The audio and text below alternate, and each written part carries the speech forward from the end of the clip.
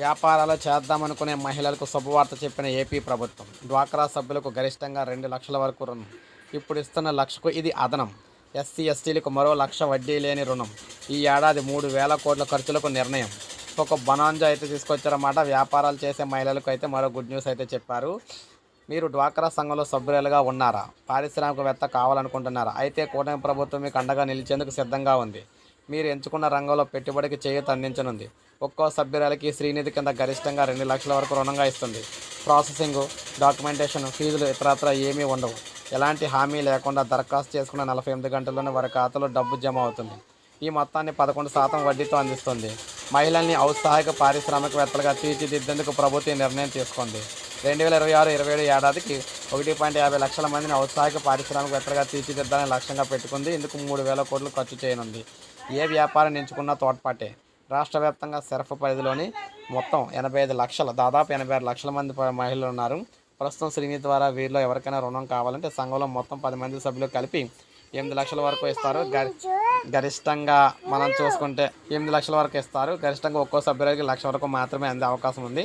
కానీ ఔత్సాహిక మహిళా పారిశ్రామికవేత్తలకు 1,00,000కు అదనంగా మరో 2 లక్షలు ఇస్తారు. దీన్ని సంఘం మొత్తానికి కాకుండా వ్యక్తిగతంగా ఇస్తారు.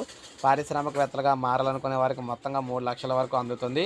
అయితే డ్వాక్రా సంఘంలో సభ్యురాలుగా ఉండి ఇప్పటి వరకు తీసుకున్న రుణం వాయిదాలను సక్రమంగా చెల్లిస్తున్న వారికి ఈ సదుపాయాన్ని కల్పించనుంది. వ్యవసాయ అనుబంధ రంగాలు, ఎంఎస్ఎంఈ, సేవా రంగంలో ఏ వ్యాపారం ఎంచుకున్నా ఈ చేయూత అందుతుంది. ప్రతి వివో పరిధిలో 15 మంది ఎంపిక. ఈ నెల 21వ తేదీ నుంచి నెల రోజుల పాటు జీవనోపాధుల కల్పనకు సంబంధించిన కార్యాచరణ ప్రణాళికను సరిపైతే అధికారులు అయితే సిద్ధం చేస్తూ ఉన్నారు.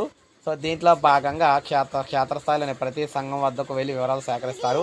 తొలి విడతలో మనం చూసుకున్నట్లయితే తొలి విడతగా ఈ ఏడాది ఇప్పటికే వ్యాపారం చేస్తున్న వారిని లేదా కొత్తగా ఆ రంగంలోకి రావాలనుకున్న వారిని ప్రతి సమాఖ్య పరిధిలో 15 మందిని ఎంపిక అయితే చేస్తారనమాట. ఇక ఎస్సీ ఎస్టీలకు మరింత ప్రోత్సాహం అయితే అందబోతుంది. డ్వాక్రా సంఘాలను ఎస్సీ ఎస్టీ మహిళలకు మరింత ప్రోత్సాహం అందించనుంది. వీరికి శ్రీనిధి కింద ఇచ్చే 2 లక్షల రుణంతో పాటు అదనంగా ఉన్నతి పథకం కింద మరో 1,00,000 రూపాయలు ఇస్తారు. దీనికి వడ్డీ అయితే ఉండదు. మొత్తంగా చూస్తే ఎస్సీ ఎస్టీ మహిళా పారిశ్రామికవేత్తలకు 4 లక్షల వరకు రుణం అయితే అందనుంది. ఔత్సాహిక పారిశ్రామికవేత్తల వ్యాపారాన్ని ఏర్పాటు చేస్తున్నందుకు శ్రీనిధి ద్వారా అందించే తోడ్పాటు కంటే అవసరమైతే కమ్యూనిటీ ఇన్వెస్ట్మెంట్ ఫండ్ కింద మరో 1,00,000 అదనంగా ఇస్తారు. ఇది అన్ని వర్గాలకు కూడా వర్తిస్తుంది అన్నమాట. అది మొత్తంగా 5 లక్షలు అనమాట. ఎస్సీ ఎస్టీలకు 5 లక్షలు, మిగిలిన వారికి 4 లక్షల వరకు కూడా వ్యాపారాలు చేసుకునే వారికి లోన్ అయితే ఇవ్వాలని చెప్పేసి కొత్త ప్రతిపాదన తీసుకొచ్చింది ప్రభుత్వం.